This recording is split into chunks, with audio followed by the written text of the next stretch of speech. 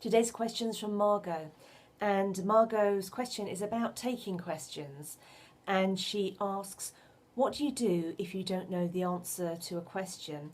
I'm so pleased you've asked me about this, Margot, because the Q&A, the question and answer session after your talk, is the best part of your talk.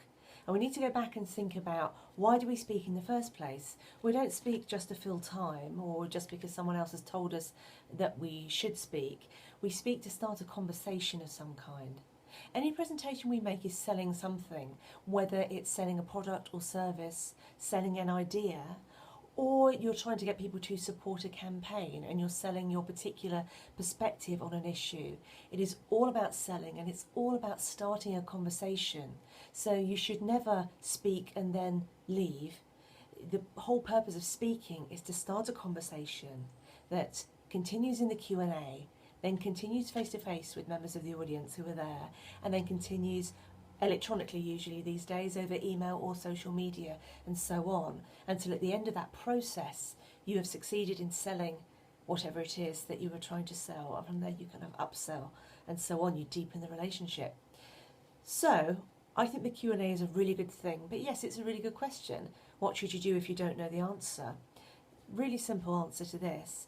If you don't know the answer, the chances are somebody else in your audience will, and it's a wonderful thing to throw a question out to the audience. You can simply say, gosh, I'm not sure of the answer to that. Does anybody else in the room know an answer? And you can bet some people will put their hands up.